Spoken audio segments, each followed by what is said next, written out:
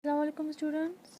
Today is our seventh lecture, that is unit number 4, collecting things, on page number 40.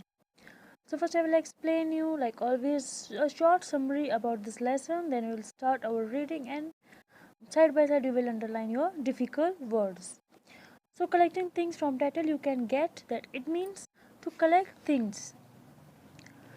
It's talking about the hobby of collecting things. Everyone has different kind of hobbies, but some people love to collect things of different kinds.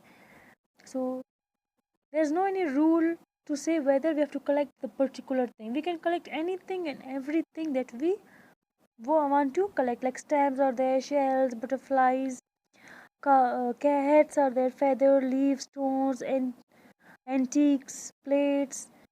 Uh, some people like to collect flowers and plants of different. So anyone love can collect anything of its own wish. It is kind of a hobby some people love to do in their free time.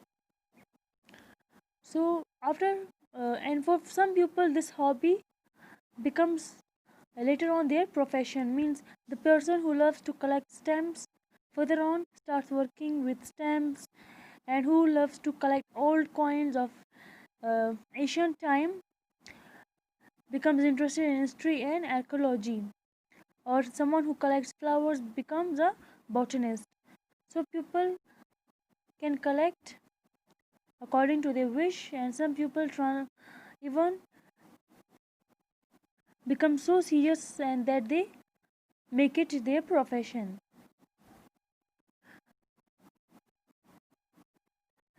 Even, of course, that there are different kind of things we are influenced of.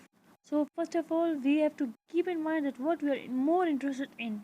It doesn't mean that we should get thing to collect seashores even there is no any sea near to our home.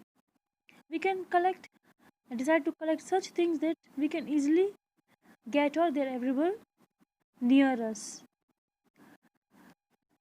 In the previous time, stamp collecting was much popular, because even now it's also famous, because most of the people have friends or in different places who are far away, so they write letters to them.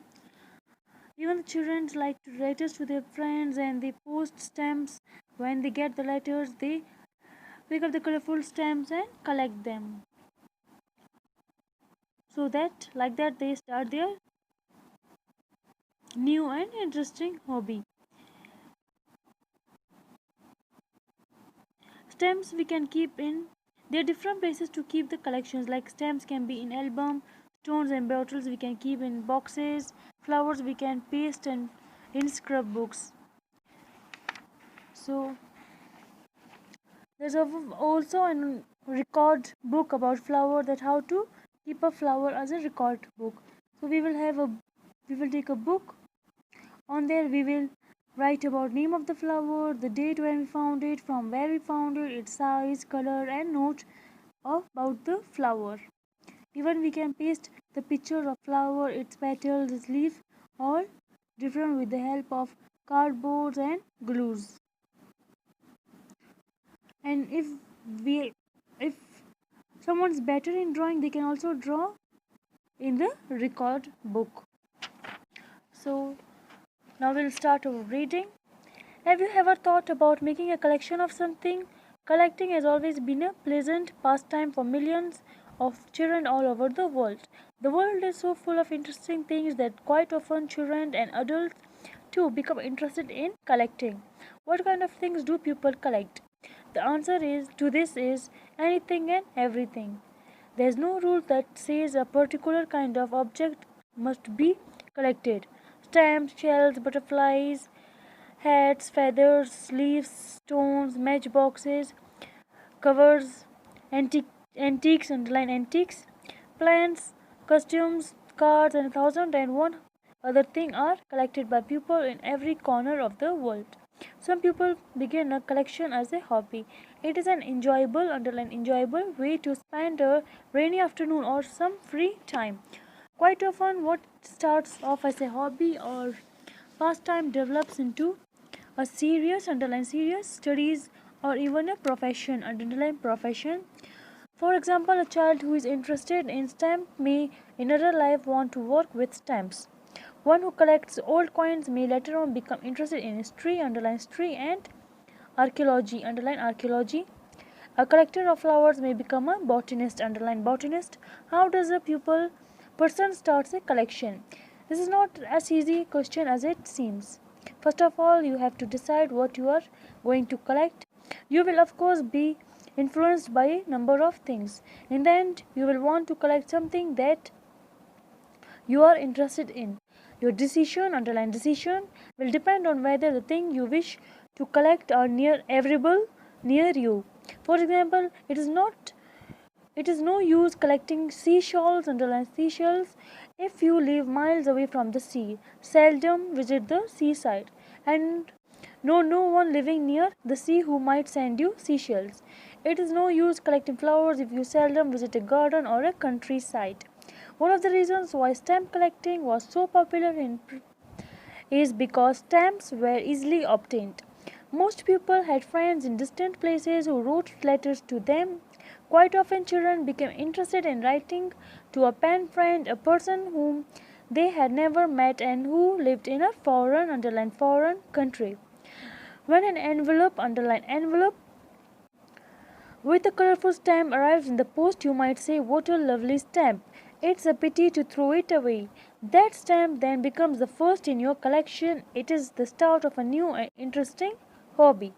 There are many ways of keeping a collection. Stamps may be put in an album, stones or bottles may have been kept in cupboards or in boxes, and flowers can be pressed and pasted in a scrapbook.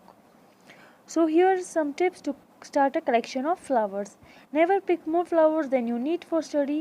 Some of the things you need is a notebook, a pencil, an album or scrapbook, 2 pieces of hardboard, clean newspaper, a magnifying glass, and practice drawing so that you can copy a leaf or flower with accuracy and speed. Preserving flowers and leaves is quite easy. When you have picked the sample you want, place it on a sheet of newspaper. Place the newspaper on the sheet of hardboard. On top of the flower, put another piece of newspaper and another piece of hardboard. Put a few heavy, underline heavy, books on top and leave it for a few days. If the flower or the leaf are juicy, underline juicy, you may need to change the newspaper. The flower will be ready to put in your album in about 2 weeks. When the flower has been taken out of the press, place it on some clean paper. Fix it with tiny drops of glue or with strips of gummed paper, underline gummed. Paste the whole page in your album. In addition to putting samples of flowers in your record book, you will have to make notes with the flower. It's about the flower.